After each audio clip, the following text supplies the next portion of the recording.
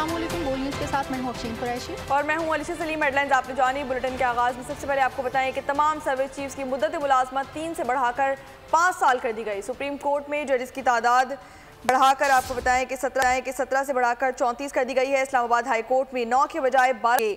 कौमी असम्बली में army act और जजेस एक्ट में तरमीम के बिल कसरत राय से मंजूर करवा लिए गए। ओपोजिशन का शदीद एहतजाज, बिल की कॉपियां फाड़ दी। तमाम 6 बिल्स कानून का हिस्सा बन गए। कायम मुकाम सदर यूसुफ रज़ा गिलानी ने बिल पर दस्तखत कर दिए।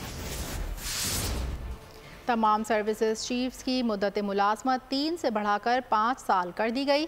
सुप्रीम कोर्ट में जजेस की तादाद 17 से बढ़ाकर 34 कर दी गई। इस्लामाबाद हाई कोर्ट में 9 के बजाय 12 जजेस होंगे। कौमी असम्बली में आर्मी एक्ट और जजेस एक्ट में तरमीम की बिल कसरत राय से मंजूर कर लिए गए।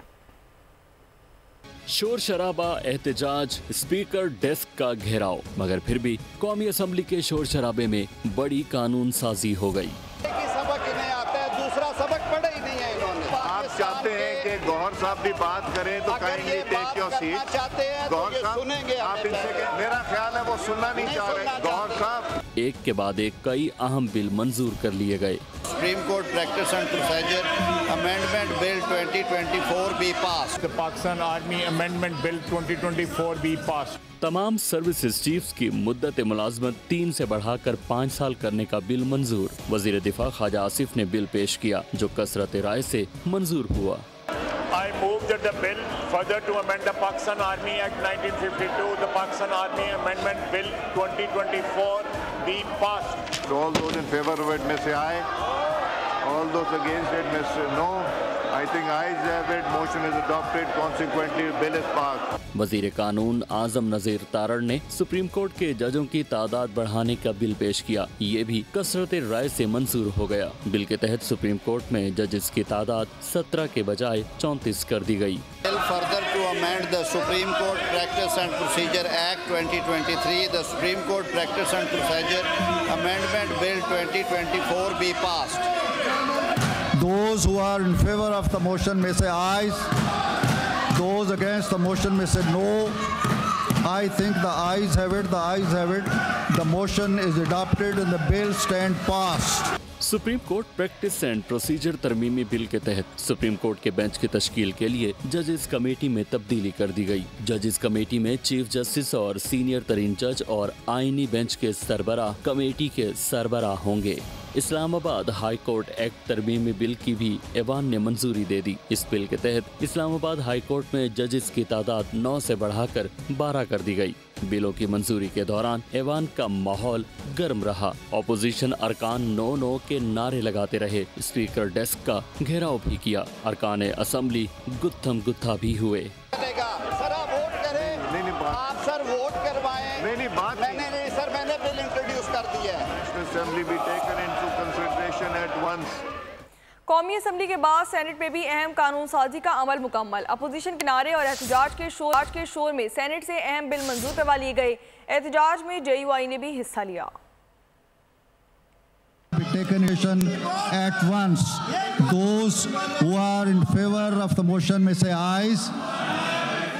Those against the motion may say no. I think the ayes have it. The ayes have it. The motion is adopted. वज़ीर दिफा ख्वाजा आसिफ का कहना है अपोजिशन को आइनी तरमीम से मुतालिक पता था। मुखालफत बराए मुखालफत करनी है तो पहले बताएं या बाद में फ़र्क नहीं पड़ता। तोसी देने के कानून में तरमीम करके अफराद के बजाय इदारे को मजबूत किया। मुद्दत मुलाजमत में तोसी बरी, फ़जाई और बहरी तीनों इदारों पर लागू होगी। किसी फ़र्द वाहिद एक इदारे को नहीं नवाजा गया। तमाम सर्विसेज चीफ की 5 साल मुद्दत में इजाफा तकर्री की तारीख से तय होगा। आर्मी एक्ट तरमीमी बिल को दिफाई तज्ज़ियाकारों ने खुश आइन करार दे दिया। ब्रिगेडियर अलाउद्दीन कहते हैं मुद्दत मुलाजमत में तोसी से निज़ाम में इस्तेहकाम आएगा। ब्रिगेडियर मसूद खान ने कहा दिफाई पॉलिसियों का तसलसल बेहतर तरीके से अंजाम तक पहुँचेगा। अदालतों में जजेस की तादाद बढ़ाने से फैसलों में तेज़ी बेहतरी आएगी। ब्रिगेडियर वक़ास खान ने कहा कि मुस्तहकम पाकिस्तान के लिए आज होने वाली कानून साजी नागुज़ीर थी। ओवरऑल आई थिंक अच्छा डिसीजन है। पाकिस्तान के लिए भी ज़रूरी है। पाकिस्तान ने पिछले 20 साल वॉर ऑन टेरर लड़ी है जो अभी तक कंटिन्यू कर रही है दोनों बॉर्डर हमारे। मेरे ख्याल में देखेंगे बड़ा खुश आइन फैसला है और देखें इससे ये होगा कि कंटिन्यूटी होगी और जो डिसीजंस की जो तसलसल है उसको यकीनी बनाया जाएगा। और देखिए पहले 3 साल के कलील अरसे में बड़ा मुश्किल होता था फैसले करने में और इम्प्लीमेंटेशन को यकीनी बनाने के लिए, और 5 साल के इस पीरियड में जो स्टडी डिसीजन लिए जाएंगे नेशनल लेवल पे। आर्मी एक्ट पे तरमीम की गई जिसके तहत सर्विसेज चीफ की जो मुद्दत मुलाजमत है उनका टेन्योर पहले 3 इयर्स है उसको 5 इयर्स कर दिया गया है। रीजन मेन ये बताई गई है कि ताकि तसलसल रहे, पॉलिसीज में तसलसल रहे, जो हमारे मुल्क के मारूजी हालात में ये डिसीजन बिल्कुल ठीक है। खबरों के सिलसिले को आगे बढ़ाएं। अब आपको बताएं कि हुकूमत की तरमीम एक सिविल मार्शल लॉ होगा। ऐसी कानून साजी के खिलाफ अदालत जाएंगे। JUI सरबराह मौलाना फजल रहमान का ऐलान, कहा कि इदारों को इख्तियारात दिए जा रहे हैं। ऐसा कानून पास कर रहे हैं जो जमहूरी रिवायत का गला घोंट देगा। उन्होंने कहा कि हुकूमत कवानीन मंसूर करके 26वीं तरमीम की तौहीन कर रही है। ऐसे इख्तियारात जमहूरियत के मुँह पर धब्बा होंगे। PIA की निजकारी पर मौलाना ने तंज़िया अंदाज में कहा कि बस नहीं चल रहा कि ये सब कुछ बेच दें। पीपल्स पार्टी और पाकिस्तान मुस्लिम लीग नून जो जमहूरियत के अलमबरदार, वोट को इज्जत देने के अलमबरदार, एक ऐसा एक्ट पास कर रहे हैं जो अपने ही हाथों से जमहूरियत के चेहरे पर कालक मल किसी को भी शक की बुनियाद पर 90 दिन तक अपनी तहवील में रख सकता है। तहवील की इस मुद्दत में मजीद इजाफा भी कर सकते हैं। एक सिविल मार्शल लॉ मुल्क में कायम करने के मुतरादिफ होगा। जमहूरियत के चेहरे पर एक धब्बा होगा। क्या ये नया एक्ट 26वीं तरमीम की रूह के मुनाफी नहीं है? आर्मी चीफ की मुद्दत मुलाजमत में इजाफा करना, पेंशन देना, इंतजामी मामला हो, जितना आपके पास इख्तियारात हैं वो काफी हैं। पाकिस्तान को एक सिविलियन स्टेट के तौर पर मुतारफ कराना है, वरना आपके किसी किस्म के पार्लिमानी फैसले को, आपकी हुकूमतों को बाहर की दुनिया में एक जमहूरी मुल्क का प्रोटोकॉल नहीं मिलेगा। यहाँ आपको बताएं कि जुडिशल कमीशन का इजलास आज होगा। 26वीं आईनी तरमीम और जुडिशल कमीशन की तश्कील 9 के बाद ये पहला इजलास होगा। एजेंडे के मुताबिक इजलास में सुप्रीम कोर्ट में आईनी बेंच की तश्कील और इसमें जजों की नामजदगी पर गौर किया जाएगा। चीफ जस्टिस पाकिस्तान याया आफरीदी की ज़ेर सदारत जुडिशल कमीशन का इजलास दोपहर 2 बजे सुप्रीम कोर्ट में होगा। सीनियर जजेस justice Mansoor Ali Shah, justice Munib Akhtar, justice Aminuddin शिरकत करेंगे। आपको बताएं कि जुडिशल कमीशन का इजलास आज होगा। 26वीं आईनी तरमीम और जुडिशल कमीशन की तश्कील 9 के बाद ये पहला इजलास होगा। एजेंडे के मुताबिक इजलास में सुप्रीम कोर्ट में आईनी बेंच की तश्कील और उसमें जजों की नामजदगी पर गौर किया जाएगा। Chief justice of Pakistan justice Yahya Afridi की ज़ेर सदारत जुडिशल कमीशन का इजलास दोपहर 2 बजे शुरू किया जाएगा। सीनियर जज जस्टिस मंसूर अली शाह, जस्टिस मुनीब अख्तर और जस्टिस अमीनुद्दीन शिरकत करेंगे। और अब बात करेंगे अमेरिका में सदारती इंतखाबात की जो आज होंगे, और आपको बताएं कि तमाम तरफ तैयारियां मुकम्मल हो चुकी हैं। पोलिंग पाकिस्तानी वक्त के मुताबिक दोपहर 4 बजे शुरू होगी। डोनाल्ड ट्रंप और कमला हैरिस में कांटे का मुकाबला मुतवक्के है। अमरीकी अवाम मुल्क के 47 सदर का इंतखाब करेंगे। 7 करोड़ 80 लाख अफराद ने अर्ली पोलिंग के जरिए अपना अपना वोट कास्ट कर लिया है। अमरीका में सदारती इंतखाबात आज होंगे। तमाम तर तैयारियां मुकम्मल। पोलिंग पाकिस्तानी वक्त के मुताबिक दोपहर 4 बजे शुरू होगी। अब आपको बताएं कि अमेरिका में सदारती इंतखाबात आज होंगे। तमाम तैयारियां मुकम्मल कर ली गई हैं। आपको बताएं कि बैलेट बॉक्सेस, पेपर्स और मशीनें भी पहुंचा दी गई हैं। पोलिंग पाकिस्तानी वक्त के मुताबिक दोपहर 4 बजे शुरू की जाएगी। डोनाल्ड ट्रंप और कमला हैरिस ने कामयाबी के लिए सर तोड़ कोशिशें की हैं। कमला हैरिस को ट्रंप पर सिर्फ 1 पॉइंट से बढ़तरी हासिल है। दोनों उम्मीदवारों की तवज्जो पासा पलटने वाली रियासत पर ही है और कमला हैरिस का मिशिगन में पलड़ा भारी नजर आता है, जबकि ट्रंप की पेंसिल्वेनिया, नॉर्थ कैरोलिना और जॉर्जिया पर भी रुझान ज़्यादा नजर आता है। मजीद जानते हैं इस रिपोर्ट। आइंदा 24 घंटे में हम वोट डालने जा रहे हैं। डेमोक्रेटिक उम्मीदवार कमला हैरिस का रियासत पेंसिल्वेनिया में इंतखाबी रैली से खिताब, कहा वोट डालते वक्त कम्युनिटी की तामीर के बारे में सोचें। अमेरिका ट्रंप के दौर से आगे बढ़ने के लिए तैयार है। हमें अपने मुल्क से प्यार है और हम अपने बेहतरीन इंतखाब के लिए लड़ रहे हैं। रिपब्लिकन सदारती उम्मीदवार डोनाल्ड ट्रंप ने शुमाली कैरोलिना में खिताब किया और कहा कि सदारती इलेक्शन के दौड़ ज़रूर जीतेंगे। तमाम स्विंग स्टेट्स पर हम ही कामयाबी हासिल करेंगे। हमने हारना नहीं। अवाम वाइट हाउस पहुंचने के लिए हमें वोट दें। वादा सियासी इक़्तिदार में आकर महंगाई ख़त्म करेंगे, मईशत मज़ीद बेहतर बनाएंगे, जराइम पेशा अफराद का मुल्क में दाखिला बंद कर देंगे, मैक्सिको से आने वाले मुजरिमों का रास्ता रोकेंगे। आइंदा 24 घंटे में हम वोट डालने वाले डेमोक्रेटिक उम्मीदवार कमला हैरिस का रियासत पेंसिल्वेनिया में इंतखाबी रैली से खिताब। उन्होंने कहा कि वोट डालते वक्त कम्युनिटी की तामीर के बारे में सोचें। अमेरिका ट्रंप के दौर से आगे बढ़ने के लिए तैयार है। हमें अपने मुल्क से प्यार है और हम अपने बेहतरीन इंतखाब के लिए लड़ रहे हैं।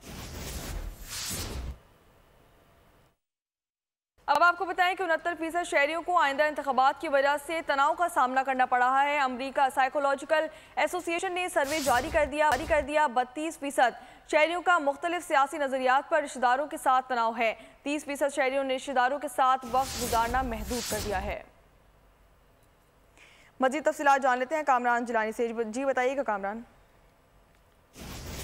हाँ, ये खबर किसी हद तक दुरुस्त है। जुज़वी तौर पर आप कह सकते हैं कि ये खबर दुरुस्त है, क्योंकि यहाँ घरानों में पहली बार ऐसा हुआ है। क्योंकि रिवायती तौर पे जो है वो अमरीकी घराने जो है वो या तो डेमोक्रेट्स होते थे या रिपब्लिकन होते थे, लेकिन अब एक तीसरी पार्टी भी आ गई और नौजवान नस्ल की काफ़ी बड़ी अक्सरियत जो है वो ग्रीन पार्टी की तरफ गामजन हुई थी। तो अब घर में आपस में बहस भी शुरू हो गई है। पहले इस तरह नहीं होता था। रिवायती तौर पर खानदान अगर डेमोक्रेट है तो पूरा डेमोक्रेट्स होता था या रिपब्लिकन होता था, लेकिन अब जो ग्रीन पार्टी को वोट दे रहे हैं नौजवान, तो दोनों पार्टियों से नाला थे, रिपब्लिकन और डेमोक्रेट थे, तो उससे उनके बड़े उनको समझाते हैं कि भाई ये नई पार्टी है, इसका कुछ पता नहीं है, आप अपना वोट जाया करोगे। लेकिन नौजवान नस्ल की सोच थोड़ी सी डिफरेंट हो गई। वो ये कहते हैं कि हमारी जो दो पार्टियां, इनकी गवर्नमेंट आती है, इनकी पॉलिसियों की वजह से हम दुनिया भर में भी कई बार मुतनाज़ा बन जाते हैं। जबकि आपको पता है कि ये आलमी रवाबित के कायल है नौजवान नस्ल, घूमना फिरना, टूरिज्म। तो इस हवाले से भी एक पहलू उसका ये भी है जिसकी वजह से आपस में घर के अंदर बहस छिड़ गई है और आपस में बड़ी गहरी बहस करके नौजवान नस्ल के सियासत से अब दायरा ताल्लुक बढ़ता जा रहा है अमेरिका में। वो देखते हैं कि इन दोनों पार्टियों ने क्या किया है, कुछ नहीं कर सके, जंगे की हैं, दीगर चीजें की हैं। तो इस हवाले से दायरे आप कह सकते हैं घर में अब एक नई बहस शुरू हो गई है। ठीक है कामरान, हमें आगाह कर रही थी, आपका बहुत शुक्रिया। अमरीकी इलेक्शन में स्विंग रियासतों के नताइज बड़ी अहमियत के हामिल होते हैं। माजी में स्विंग रियासतों की इन स्विंग्स ने कई उम्मीदवारों को क्लीन बोल्ड किया। इस बार भी सूरत हाल कुछ मुख्तलिफ नहीं। देखते हैं कल नतीजा क्या निकलता है। मजीद जानने के लिए रिपोर्ट देखिए। अमरीकी सदारती इलेक्शन में स्विंग रियासतें अक्सर इन स्विंगर बन जाती हैं। एक हरीफ अचानक बोल्ड हो जाता है। अमरीका के 538 इलेक्टोरल वोट्स में से उम्मीदवार के लिए 270 वोट लेना जरूरी है। अमरीकी माहिरीन का अंदाजा है कि डोनाल्ड ट्रंप के पास इस वक्त 235 इलेक्टोरल वोट मौजूद हैं। इस तरह रिवायती तौर पर डेमोक्रेटिक रियासतों के तनासुब से कमला हैरिस के पास 226 इलेक्टोरल वोट्स हैं। इस सूरत हाल को देखते हुए स्विंग स्टेट्स की इंतखाबी गेंदें अपना जादू दिखा सकती हैं। माहिरीन के मुताबिक कमला हैरिस के लिए पेंसिल्वेनिया, मिशिगन, जॉर्जिया और विस्कॉन्सिन का नतीजा अहम तरीन साबित होगा। लेकिन अगर डोनाल्ड ट्रंप पेंसिल्वेनिया के साथ जॉर्जिया जीत गए तो उनकी सदारती कुर्सी पक्की हो सकती है। स्विंग रियासतें वो होती हैं जहां वोटर्स ने अब तक किसी उम्मीदवार को ना चुना हो। उन रियासतों में विस्कॉन्सिन, जॉर्जिया, एरिजोना, शुमाली कैरोलिना, पेंसिल्वेनिया, मिशिगन और नेवाडा शामिल हैं। देखते हैं स्विंग रियासतें 5 नवंबर को किस उम्मीदवार को बोल्ड कराती हैं। अमरीकी इंतखाबात में सदर और नायब सदर को वोट देने के अलावा वोटर, सेनेटर्स, कांग्रेस और मेयर और सिटी काउंसिल के अरकान के साथ साथ रियासती सतह पर मुख्तलिफ कानून साजी के लिए भी वोट देते हैं। कैलिफोर्निया में 9 मुंतखब ओहदेदारों और 12 मुख्तलिफ कानून साजी के लिए वोट दिए जा रहे हैं, जबकि मुख्तलिफ काउंटी में ये तादाद मुख्तलिफ भी हो सकती है। अवाम कानून में तरमीम के लिए भी वोट देते हैं, लेकिन सदर के इंतखाब में सिर्फ सदर को पॉपुलर वोट मिलते हैं। अगर किसी पार्टी के सदर को जितवाना है तो इस पार्टी के सेनेटर्स और कांग्रेस के उम्मीदवारों को भी वोट देना जरूरी है। वोटर्स को लीगल आईडी जैसे ड्राइविंग लाइसेंस, पासपोर्ट या रियासती आईडी दिखाकर वोट का टोकन हासिल करना होता है। वोटिंग का तरीकाकार वोटर्स की मर्जी पर मुनहसिर है, जहां वोटर पेपर वोट या कंप्यूटर वोट का इंतखाब कर सकता है। कंप्यूटर तक रसाई एक अहलकार फराहम करता है। कंप्यूटर पर वोट देने के बाद वोटर एक प्रिंट हासिल करता है जो एक फाइल में पोलिंग अमले तक पहुंचाया जाता है। अमेरिका में आज सदारती इंतखाबात मुनक़िद होने जा रहे हैं। हम अगर अमरीकी सदर की तनख्वाह का भारत और पाकिस्तान के सदूर से मवाजना करें तो इसमें एक बहुत वाज़ेह फ़र्क नज़र आता है। आइए जानते हैं पाकिस्तान, भारत और अमरीकी सदूर को कितनी तनख्वाह मिलती है। अमरीकी सदर की सालाना तनख्वाह $4 लाख है, जो कि 11 करोड़ से ज़ायद पाकिस्तानी रुपए है। अमरीकी सदर को तनख्वाह के अलावा $50,000 अखराजात और $19,000 तफरीह के लिए मिलते हैं। सफर के खर्च के लिए $1 लाख की रकम टैक्स फ्री फराहम की जाती है। सदारत की मुद्दत खत्म होने के बाद साबिक सदूर को काबीना के सेक्रेटरी के बराबर पेंशन दी जाती है। डोनाल्ड ट्रंप समेत दीगर साबिक सदूर को $2,30,000 मिलती है, जो 6 करोड़ पाकिस्तानी रुपए से जायद है। पाकिस्तान में सदर की तनख्वाह $8,96,550 है। भारत में सदर की तनख्वाह $5 लाख भारतीय रुपए है, जो $16,25,000 पाकिस्तानी रुपए बनती है। आगे बढ़े और अब आपको बताएं कि सारे मुकदमात आईनी बेंचेस में ना लेके जाएं, कुछ हमारे पास भी रहने दें। सुई नाउदरन गैस की जानिब से ओवर बिलिंग से मुताल्लिक केस की समाअत के दौरान जस्टिस मंसूर अली शाह के रिमार्क्स। वकील दरख्वास्त गुजार ने कहा कि केस की नजरसानी अभी जेर इल्तिवा है। 26वीं तरमीम के बाद अब ये केस आईनी बेंच में जाएगा। जस्टिस मंसूर अली शाह ने रिमार्क्स दिए कि इस केस में कोई भी आईनी या कानूनी सवाल मौजूद नहीं है। अदालत ने जायद बिलिंग केस को निपटाते हुए रिमार्क्स दिए कि जेर इल्तिवा नजरसानी केस में दरख्वास्त गुजार सवाल उठा सकते हैं। अमेरिका का दौरा बहुत अच्छा रहा। नून लीग के कायद नवाज शरीफ की सहाफ़ियों से गैर रस्मी गुफ्तगू। बोले मीडिया से तफसीली गुफ्तगू 1-2 दिन बात करूँगा। सहाफ़ी ने सवाल किया क्या मरीम नवाज लंदन आ रही हैं? उन्होंने जवाब दिया इंशाअल्लाह। अच्छे हैं आप सर? दौरा अमेरिका कैसा रहा आपका? शुक्र अल्लाह का, आपकी दुआओं से अच्छा रहा।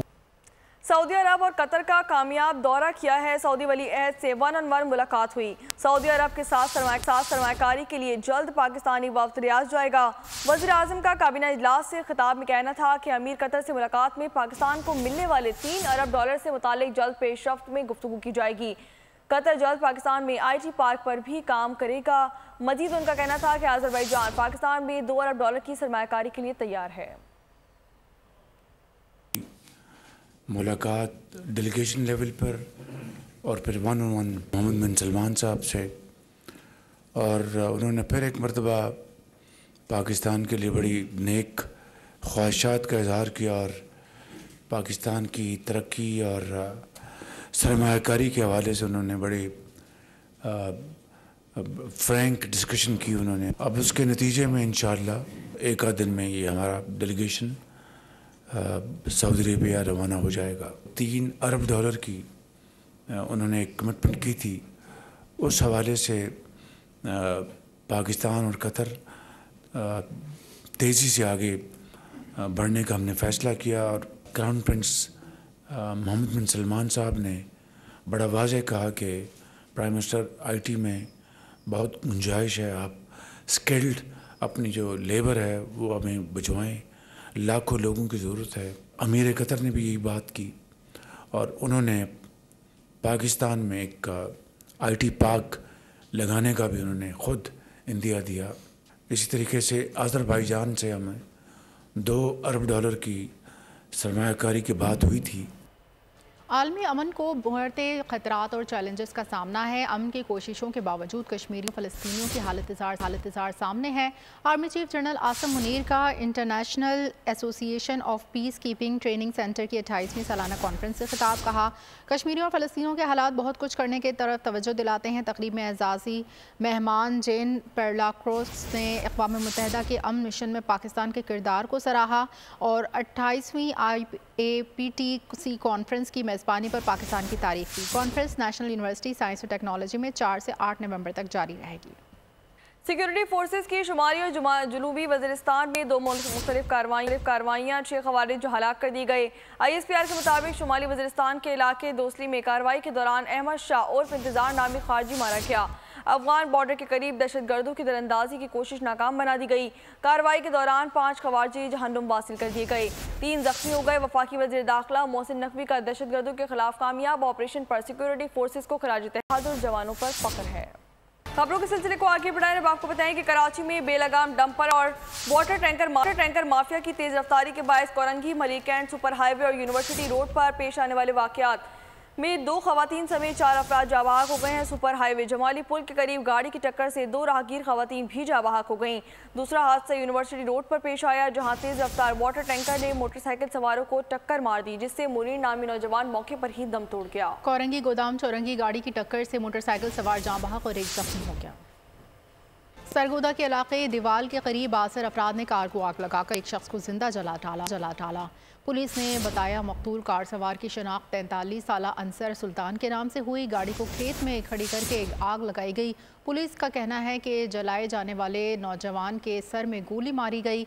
नौजवान का कत्ल किसी दुश्मनी का नतीजा या कुछ और है, यह हक़ाइक़ तफ्तीश के बाद ही सामने आएंगे। लाश के सैंपल ले लिए गए, फॉरेंसिक के लिए भिजवा दिए गए। अब आपको बताएं कि स्टेट बैंक ने शरह सूद में 2.5% कमी कर दी। शरह सूद 17 से कम होकर 15% पर आ गई। मरकजी बैंक ने मॉनेटरी पॉलिसी का ऐलान भी कर दिया। मरकजी बैंक का कहना है कि IMF बोर्ड ने पाकिस्तान की नए प्रोग्राम की मंजूरी दी, जिससे गैर यकीनी कैफियत कम हुई है और मुजव्वज़ा बैरूनी रकूम की आमद से इम्कानात बेहतर हुए हैं।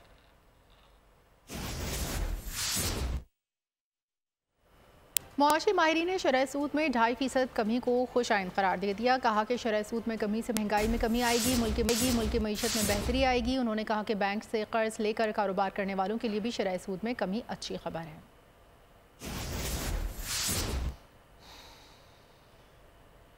शरह सूद तो एक पहलू है ना, अगर ये 2.5% कम हो गई है, गो के कारोबारी तबके में कुछ लोगों ने मेरे ख्याल में ये भी मुतालबा किया था कि 5% कम होनी चाहिए। बिल्कुल, बहरहाल ये 2.5% कमी हुई है और एक मुस्बत कदम है। पॉलिसी रेट में कमी है, वो पूरे के पूरे मुल्क की इकानमी की जो हर डायमेंशन है उसको जो है वो फायदा पहुंचाती है। आम आदमी के लिए कर्जों का हसूल जो है वो सस्ता हो जाता है। स्मॉल मीडियम एंटरप्राइजेज हैं वो बहुत इफेक्ट हो चुकी हैं और काफ़ी अरसे से आप देखें बिजनेस का जो साइकिल है वो बड़ा रुका हुआ है और इतने हायर इंटरेस्ट रेट के ऊपर कारोबार करना बहुत मुश्किल होता है। तो मैं तो यही बार बार गुजारिश और चैम्बर ऑफ कॉमर्स यही करता है, जो बिजनेस कम्युनिटी है इसको सिंगल डिजिट में होना चाहिए ताकि एक साजगार माहौल हो कारोबार करने का। मॉनेटरी पॉलिसी अनाउंस हुई है और उसमें गवर्नमेंट ने सिर्फ 2.5% जो है वो इंटरेस्ट रेट कम किया है, जबकि हमारी एक्सपेक्टेशन ये थी कि कम से कम क्योंकि इन्फ्लेशन जो है वो 6.9 पर आ गई है, तो कम से कम जो है ये 5% इसमें कम होगा, लेकिन वो नहीं हो सका और अभी भी 15% इंटरेस्ट रेट है। बात करेंगे कुछ खेल के मैदान से, तो आपको बताएं कि पहले वनडे में ऑस्ट्रेलिया ने पाकिस्तान को 2 विकेटों से शिकस्त दे दी। 3 मैचेस की सीरीज में कैंगरूज ने 1-0 की बढ़तरी हासिल कर ली। मेलबर्न में पाकिस्तान की पहले बैटिंग, साइम अयूब 1 रन पर गुरू, अब्दुल्ला शफीक ने दिया 12 रन का सहारा, 37 रन पर बाबर का बल्ला भी हुआ खामोश। पाकिस्तान टीम मुश्किलात के भंवर में फंसी। कामरान गुलाम, सलमान आगा और इरफान खान की क्रीज पर आनिया जानिया। कप्तान मोहम्मद रिजवान के 44 रन ने बुश्ते दिए की लो बढ़ाई। नसीम शाह ने भी कैंगरूज की खूब मार लगाई। 40 रन के लाठी चार्ज में 4 छक्के और 1 चौका रसीद की। शाहीन आफरीदी के 24 रन 3 चौके और 1 छक्के से सजे थे। पाकिस्तान टीम मुकर्ररा ओवर्स पूरे ना कर सकी। 20 बॉल्स पहले ही किस्सा तमाम हुआ। ऑस्ट्रेलवी इनिंग्स की इब्तिदा में पाकिस्तानी बॉलर्स की सर्जिकल स्ट्राइक, 28 रन पर ओपनर्स का चैप्टर क्लोज किया। जोश इंग्लिश 49 और स्टीव स्मिथ 44 रन बनाकर अपनी टीम को मैच में वापस ले आए। पाकिस्तानी बॉलर्स ने एक बार फिर मैच की काया पलटी। ऊपर तले विकेटें लेकर कैंगरूज बैटिंग लाइन का जुलूस निकाल दिया। आग उगलती पाकिस्तानी तोपों के सामने पैट कमिंस डट गए। 32 रन बनाकर टीम को फातेह बना दिया। हारिस रऊफ ने 3 और शाहीन आफरीदी ने 2 शिकार किए। पाक ऑस्ट्रेलिया वनडे सीरीज का पहला मार्का ग्रीन शर्ट्स ने अपनी शिकस्त का सामान खुद किया। कैच ड्रॉप करने के साथ फील्ड प्लेसिंग में फाश गलतियों ने पाकिस्तान को यकीनी फतह से महरूम किया।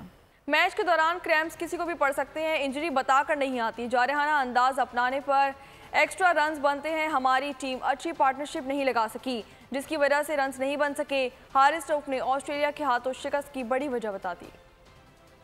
बात करेंगे गजा की। इसराइली फोर्सेस ने गजा में भूख को जंगी हथियार के तौर पर इस्तेमाल करना शुरू कर दिया। गजा में भूख के शिकार 33 फ़लस्तीनी शहीद। शुमाली गजा में इसराइली गोलाबारी से 10 फ़लस्तीनियों ने जाम शहादत नोश किया। गजा में शहदा की मजमूई तादाद 43,374 हो गई।